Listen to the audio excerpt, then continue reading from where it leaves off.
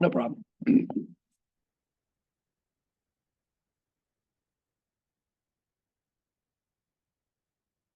All right, let's see how long my voice lasts today. Okay, so before we go on, just to show you a thing.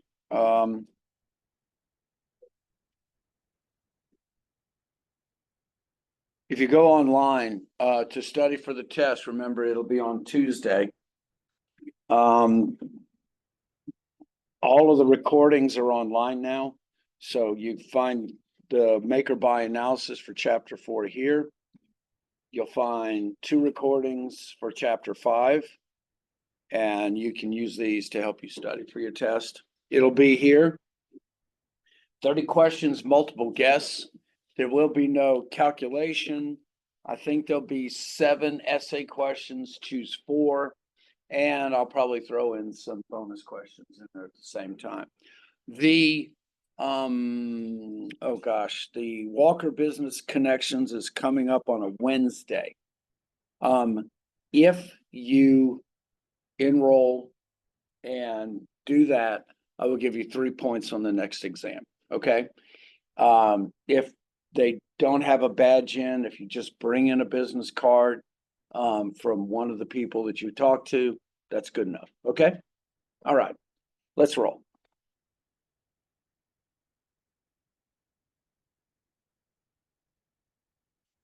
So retail is taking hits. Retail is still strong. Will always be strong. There was a great marketing guru by the name of Roe Alderson, who in the 60s was talking about the hit that retail was taking then in the mail order business. And they asked Roe Alderson about the future, and he said retail will always incur 90% of all of the consumers' expenditures. And even in this day and age, he's right. We still go to retail stores again and again. What he was really meaning was the storefront, the bricks in the bricks and clicks calculation. And he was saying that there will always be a need for consumers to go to stores. And I would totally agree with him as well.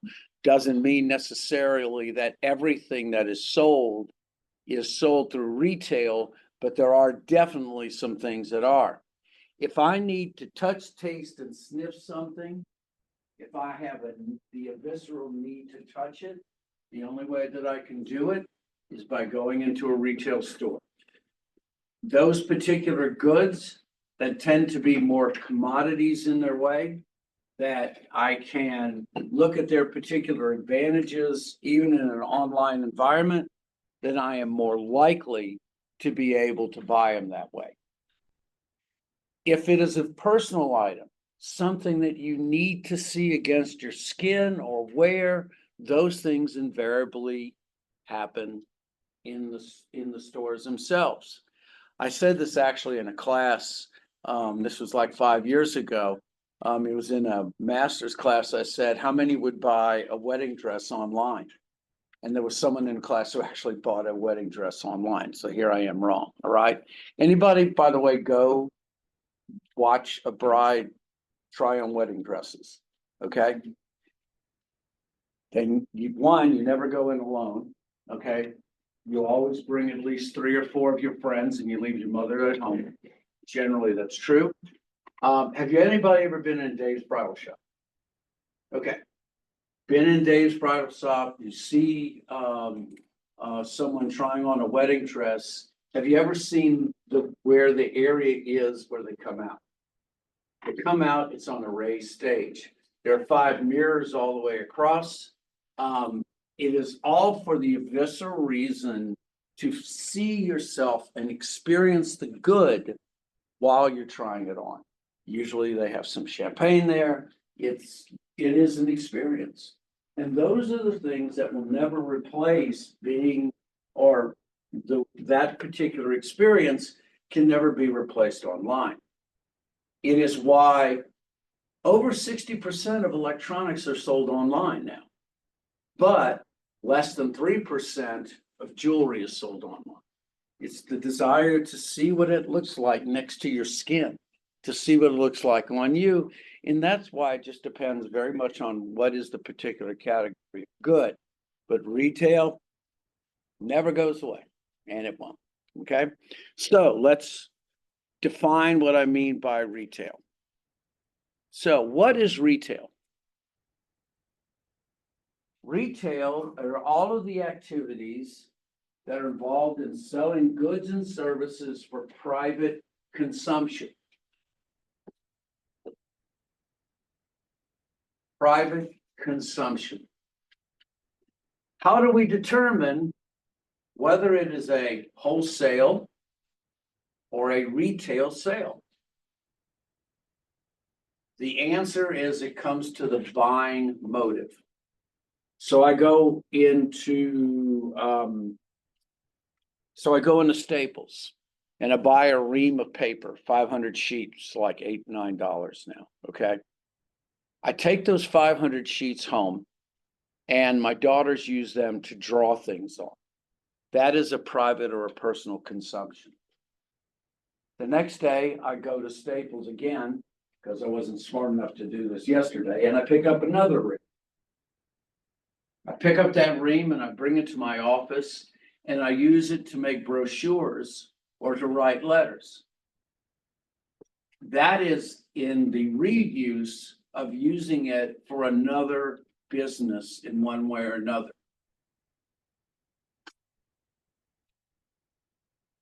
And so the determining of whether it is a retail sale or a wholesale sale comes down to the motive, the buying motive of the individuals.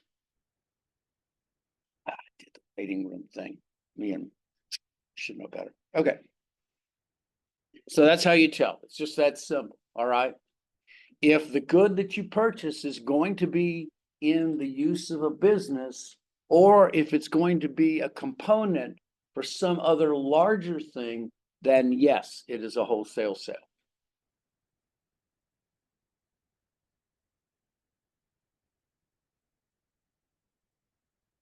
So 41% of all of the retail stores in the world come from the United States.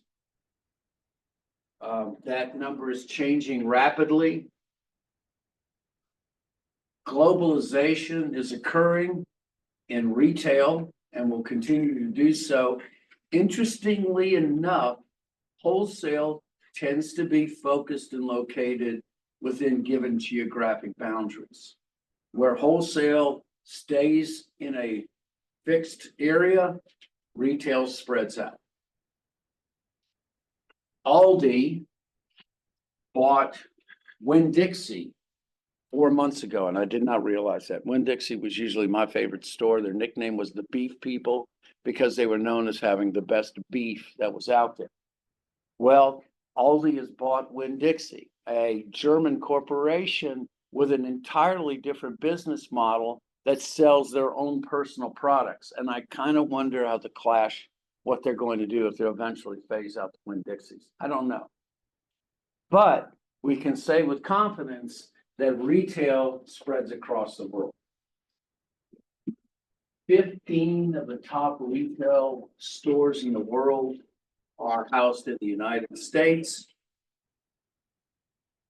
Retail is the most extensive laborious business in the world, which means physical labor in order to get the jobs done. All right. Yes, retail is here. Retail is going to stay. The interesting thing is that it was supposed to be dying out in 2018, and then COVID came out.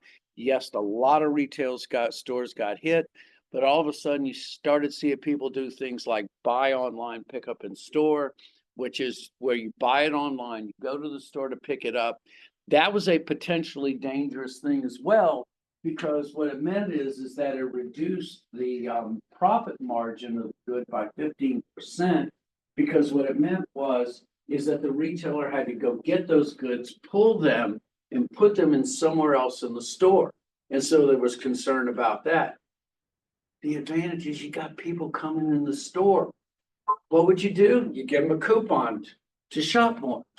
And so buy online, pick up from store. It's either called BOPIS or BOP, depends on how you want to say it. Just shows you that retail is extending its life. Okay, so what are retail positioning strategies? All right. So how do you make money? There's not magic, okay? You either have more profit or less cost, okay? So you try to lower the cost that you have, and you try to make more money.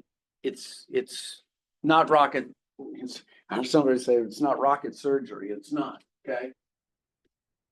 But there are two very key components, two different ways of looking things. And so the retail structures that we're going to talk about and the strategies are doing either one of two things. We're either raising the amount of money that we're making or lowering the costs that we have to spend, one or the other. Those ways of doing it are what are known as cost side strategies. The first one, controlling the cost.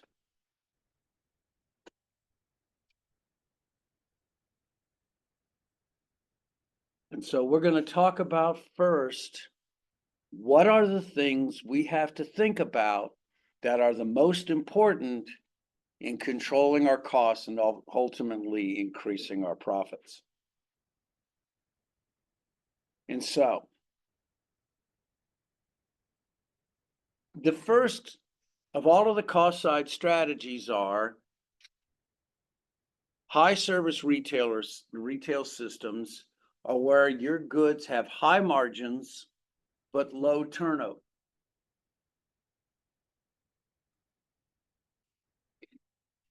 If I have unique items that are not, let's say, that are not affected by inflation, that have a long shelf life, that can sit and yet still have money, I can run a high service retailing system. If I have goods that appreciate in value, watches, jewelry, those are goods with high margins and low turnover. And as long as consumers desire them, I can affect a long-term goal. Now, the difficulty with those particular items is we're really talking about a very narrow category. Now, everything is subject to obsolescence. Now, you notice I said obsolescence and not obsolete. There's a difference, all right? Obsolete means when a particular good no longer has any real value. It is like using whale bones for women's corsets, which vanished over 100 years ago, except if you look in Victoria's Secret. Obsolescence means the good is perfectly functional, does its job, but there's something else that has come along that does it better. That's what obsolescence means. And with technology rolling and doubling every 3 years, Bode's law, I think it is. Basically, what happens is every good, no matter what you might think, is subject to technological advancement. And that's why having goods on the shelf for too long can be dangerous. Even skis are used to some advancement in technology. The average football, what they wear, has changed significantly in a decade. The advancement just simply moves on. And now we're not even talking about electronics, because electronics, in essence, obsolescence is after 6 months. And so what you seem to have are, in the general rule, the vast majority, is the low retailing system where you have low margins and high turnover. And I will better describe high turnover in a minute. So how can I be able to lower my costs and be able to live in this high turnover position? Usually what it does is it means that I trade the service outputs. I pass those service outputs on to the consumer to perform, and then spit it out. The consumer gets a break, all right? This is the Costco example, all right? Costco does not make $1 on any of the goods they sell. Costco sells at cost. But Costco makes all of its money off of its subscriptions. Now just think of that. However, Costco does not have the range. They have like 7,000 different items. They don't have 50, 60,000 items like a regular store. And Costco is really evil because they move things around. So if you ever go into Costco 1 month, 2 months later, they've moved everything around. So you got to go wander around, but they do that for a purpose because it becomes like a mission to do those things. All right. So you trade those things off, you transfer the service output requirements to the consumer. That helps you lower your costs. And just remember, it does not require you to do all of them. So my wife is Swedish. Dr. Albinson is my wife. We wear everything that has H&M unless they give me stuff, okay? So everything my daughters have worn for who knows how long is generally H&M. H&M does an outstanding job of shopping for fabrics and their goods, and their quality stuff is first rate. Yet, it's at a very reasonable price.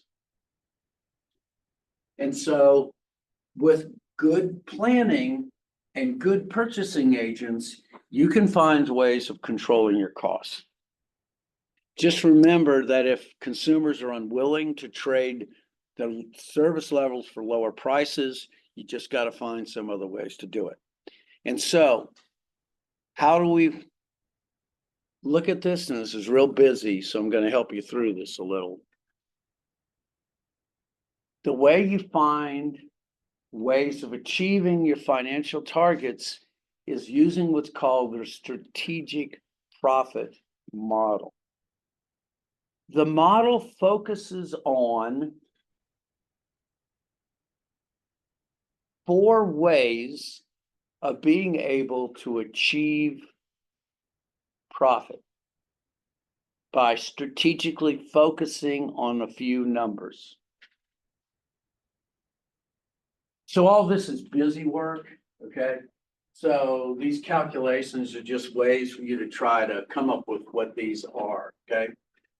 This is what the strategic profit margin model says is what you need to manage in order to achieve success. So the first thing it says that you need to do is try to manage your margins. So the first thing is you manage margins.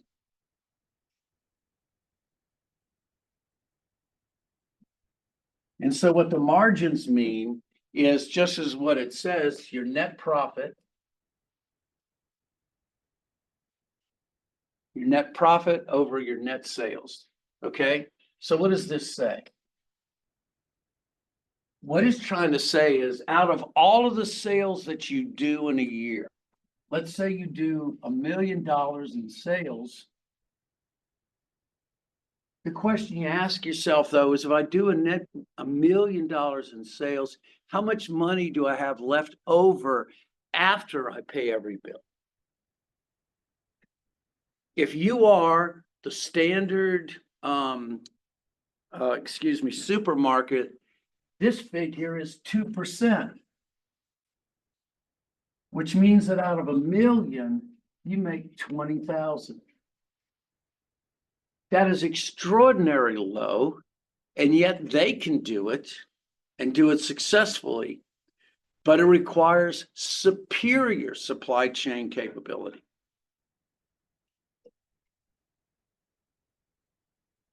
Now, if I am building laptops,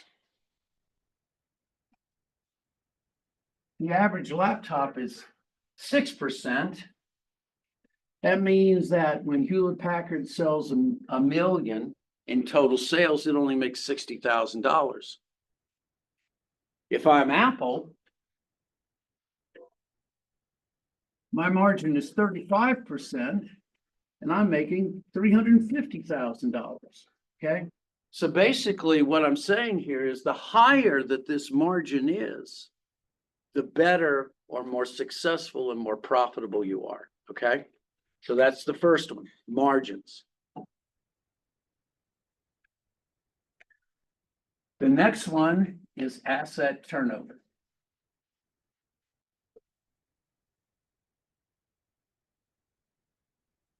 Which means net sales over total assets.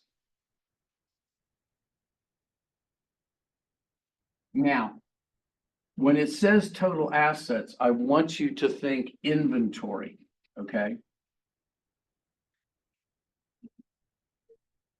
Okay. So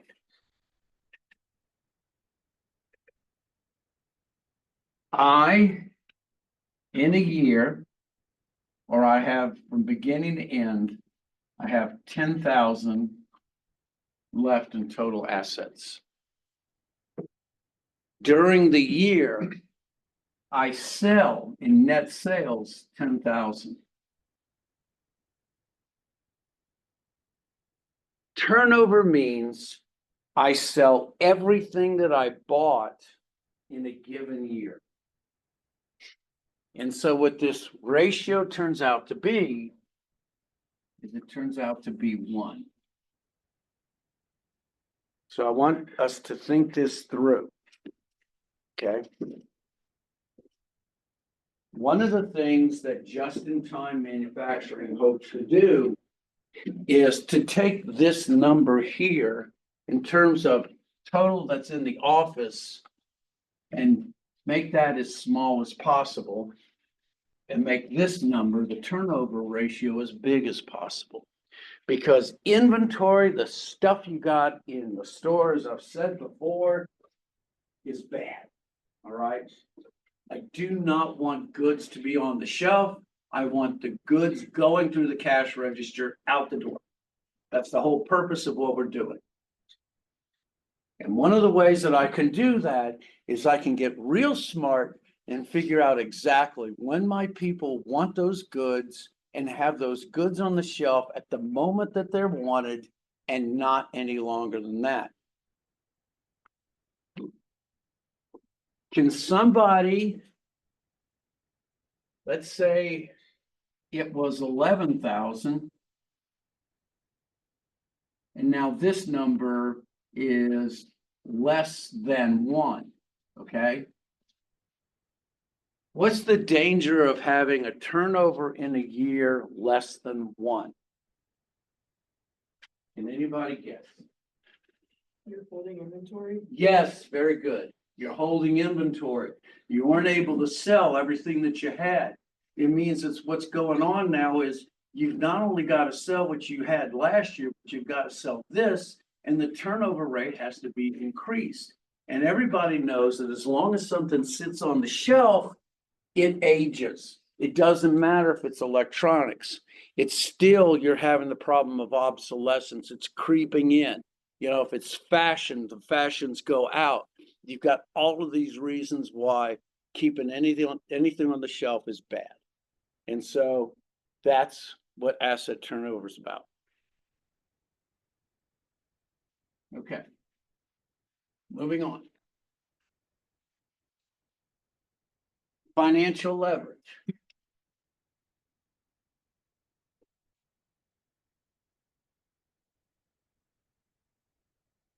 Financial leverage, which is total assets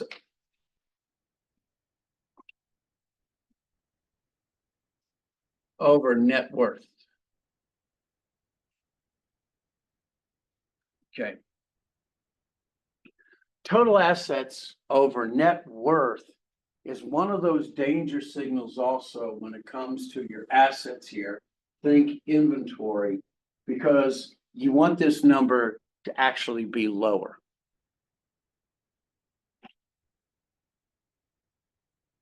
Because the reason is you want to hold as little as possible.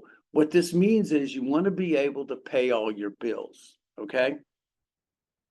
So, and if you take finance or banking yet, okay, do they talk about the quick ratio? Yes. Okay, very good. So the quick ratio is all liquid assets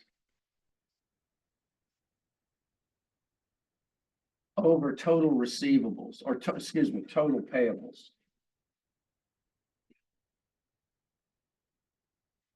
What the quick ratio says is, do I have enough liquid assets to be able to pay every bill if I get in trouble? And that's what the quick ratio says. This is the same thing, okay? It says that I have enough liquidity when times are in trouble that I can be able to leverage and maximize in times bad. And then the target return on net worth is basically, I want to be able to have as much profit as I can to increase my net worth. These are the four things that the strategic profit model works on, okay? And if I were going to say the two that are the most important, it's not going to be a test question. Well, maybe asset turnover. Anyway, margins and asset turnover may be the most important because it's also the easiest for us to understand. I want to make more money on my sales, and I want to have as little inventory as possible. The rest, leave to the accountants and the financial planners.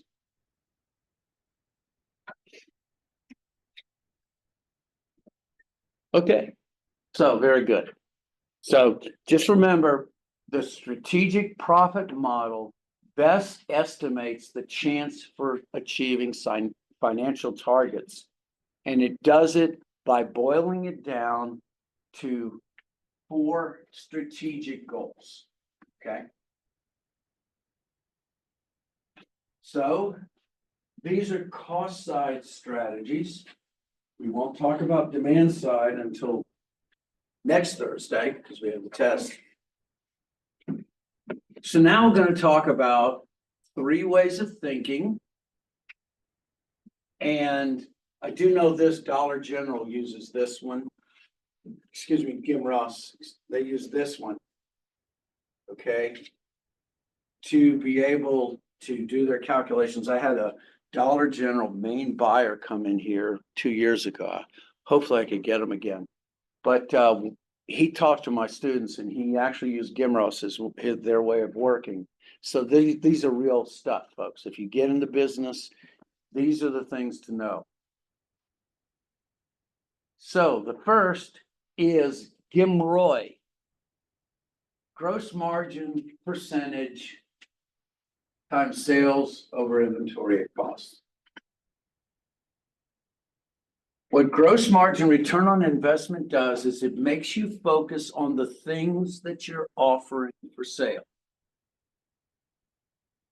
You want to maximize your sales for each inventory item that you have. You want to evaluate the performance of each individual good by its return on its investment.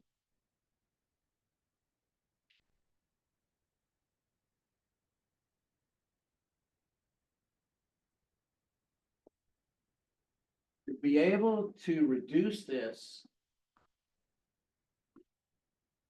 the only way, if you look at that magic formula to make that number higher, is to make the lower number lower. What you're trying to do is basically say, if my sales remain constant, if I lower my inventory, and maintain my sales, I have increased my profitability. So how do we do that? We do things like just in time. We set out future dates for those goods to be delivered to us. We seasonalize things. We anticipate things. When do we buy the most flowers in the United States? 2 times. No, 3 times. Valentine's Day. 1. Mother's Yep. 1 more, not as much. Close, Easter. Okay, yeah, it is a holiday. So those 3 times. So growing across the world, flowers occurs in a very seasonal areas. And there's this whole world of shipping that goes on with flowers across the world, all built towards seasons. And this is one of the reasons why. 2 best times in the year, no, 3 best times in the year for chocolate. What they are: Valentine's Day, Halloween, and once again, Easter. Okay. So same kind of thing. You plan, you're smart on your inventory. You make sure you get it when you got it or need it, and make sure that it's sold once it's left. Now, the difficulty with this gross margin is only accounts for the cost of goods sold. It is excellent for operational managers, warehousers, those kind of people, because they only focus on the cost of goods sold side, the direct costs that are associated with maintaining a business. If your general and administrative expenses are off the roof, this doesn't matter as much. But once again, if you're doing for operation managers, this is the wheelhouse they live in. So gross margin for full-time equivalent employee can roll. So there are times in every retail environment where you just don't have enough people. Black Friday, the day after Thanksgiving, although that slides again and again. GIM roll, gross margin per full-time equivalent employee, is how you're about optimizing your sales, not maximizing them per employee. It comes down to this: I have a certain number of individuals that are in the house. My fixed costs will not go up. My rent, utilities, advertising, none of that. All of that is fixed and it's flat. But it can decline as a percentage of sales if I increase my sales. And so what this does is it works on the cost of goods sold by adding another sales employee on the floor.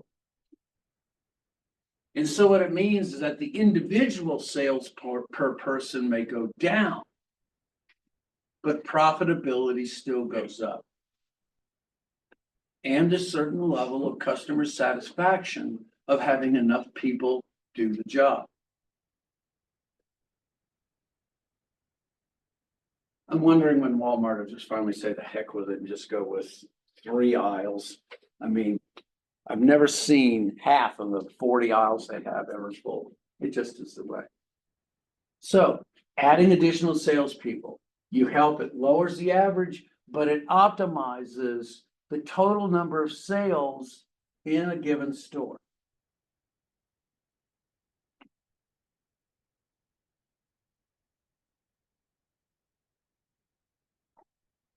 You strike while the iron is hot. Finally, there is gross margin per square foot.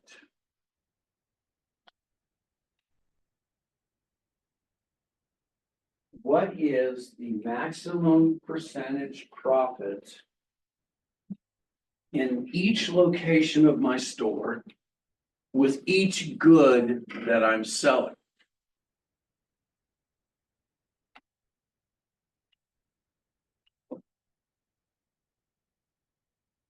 Corporations like Dollar General buy in lot sizes. And so they have independent suppliers who come to them with goods. And what the buyers in a Dollar General will do is they will attempt to maximize the sales of that purchase by minimizing the cost as much as they can. Gross margin per square foot. Not only that, but they will focus putting things in the aisles where they can achieve the most profit as well.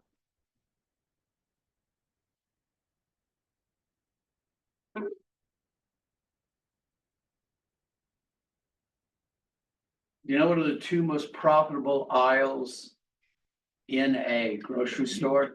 Well, 3 locations in a grocery store, the most profit. Okay, one is the deli because they cut their own meat. It's about 40% margin. But there are 2 other goods that they sell that they make the most money off of. And just think of the ingredients, and that might help a little bit. Yeah. That's actually third. It's a good choice. I would say sub sandwiches. That's in the delis, and they make 45 on that. You're right. Soft drinks, okay, is one of the highly profitable ones, and cereal. Okay. Yeah, $6 for a box of Wheaties. It's just crazy. Anyway, yeah, those 2 are the most profitable ones. What I've always found fascinating is you can take a 99-cent liter bottle of Coke, take out all of the Coke, and make more money with just a bottle of water than you can with a Coke. You can buy a liter of Coke for 99 cents, but a liter of water is $2. Don't ask me. That's why they give you Cokes away with everything whenever you go to the drive-thru, because no matter how much Coke they give you, they're going to make money off of it. It's as simple as that. Okay. So what you hope to do is increase the speed of inventory replenishment, have a lower cost as much as you can, and maximize the square inch on every piece of the store that you have.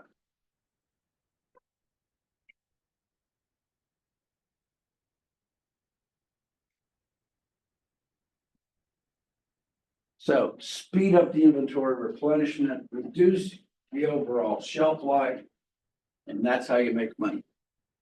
And this is the strategy that Dollar General uses. Reduce your cost as low as you possibly can.